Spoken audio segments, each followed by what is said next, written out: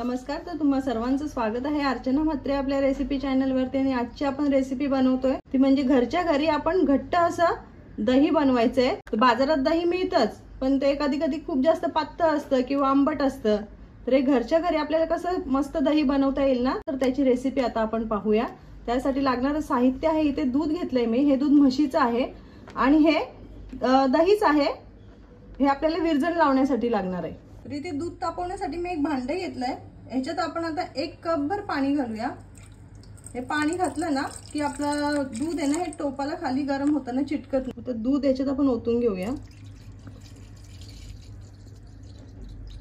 आता पूर्ण दूध मी ह्याच्यात ओतून घेतेय। दूध आपण स्लो गॅसवरती गरम करून घेऊया। तर इथे बघा, हे दुधाचं टोप आपण आता गॅसवरती ठेवलंय। आता हे दूध ना आपल्याला उकळून घ्यायचंय आणि मध्ये मध्ये जी साई येते ना ती अशी चमच्याने ढवळून घ्यायची आणि ती साय त्यातच मिक्स करायची। तर हे उकळेपर्यंत आपण वाट बघू। इथे दूध बघा स्लो गॅसवरतीच मी तापत ठेवलंय आणि आता दुधावरती बघा कशी साय आली आहे। म्हणजे दूध आपलं आता हे तापत आलंय बघा। आता ही साय आली आहे ना, ही आपल्याला ह्याच्यातच मिक्स करून घ्यायची, अशी काढून नाही घ्यायची ती। आणि आता ह्याला एक उकळी आली ना की ह्याला थोडा वेळ आपण 5 मिनिटं तरी हे दूध असंच आटत ठेवायचंय। तर आता उकळी येईपर्यंत आपण थोडी वाट बघूया। तर आता इथे बघा आपल्या दुधाला मस्त अशी उकळी आली आहे।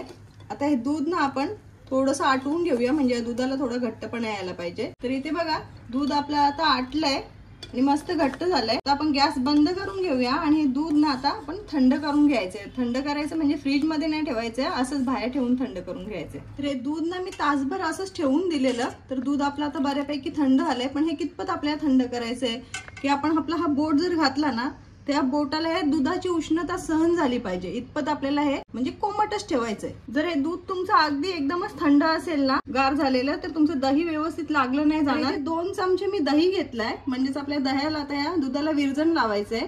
तर हे 2 चमचे आपण दही आहे ना, हे आता चांगलं फेटून घ्यायचं। त्याच्यातल्या गुठळ्या आहेत ना, ह्या मोडून घ्यायच्यात। इथे दही बघा मी मस्त असं फेटून ह्याला ना थोडं स्मूथ करून घेतलंय। आता हे आपण साईडला ठेवू। तर इथे आता दही लावण्यासाठी ना मी असा डब्बा घेतला एक पसरट। याच्यात आपल्याला आपण जे आता दही घेतलंय ना फेटून, ती याच्यात घालायची आहे आणि ही दही पूर्ण या डब्याला अशी चोळून घ्यायची व्यवस्थित। तर हे बघा, हे दही ना आपण सर्व या डब्याला व्यवस्थित आता लावून घेतलंय। याच्यात आपण आता दूध घालूया। आता हे दूध याच्यात मी घालून घेते पूर्ण। आता हे दूध आपण थोडंसं ढवळून घ्यायचं आणि जे आता उरलेलं दही आहे ना, हे याच्यात मी थोडं थोडं घालून घेते। आता हे पुन्हा असं ढवळून घेऊ आपण एकदा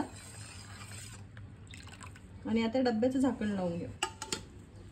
आता हे डब्बा आहे ना आपल्याला असंच्या असंच ओट्यावरती ठेवून द्यायचं आहे। 5 ते 6 तासांनी आपलं दही तयार झालेलं असेल। जे दही आपण लावायला ठेवलेलं होतं ना 4-5 तासांसाठी, तर ते झालेलं आहे। 5 तासांनी मी हा डब्बा, जेव्हा 5 तास झाले हे डब्याला, तेव्हा मी हा डब्बा नंतर फ्रीज मध्ये ठेवला 2 तासासाठी आणि आता 2 तासानंतर मी हा डब्बा बाहेर काढते। आता आपण खोलून बघूया।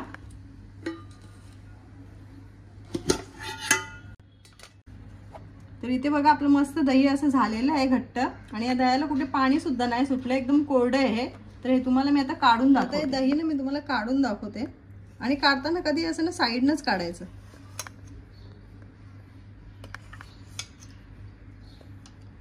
असं चमचा घ्यायचा आणि चमच्याने हे अलगद आपण। तर इथे दही बघा आपली किती मस्त तयार झालेली आहे।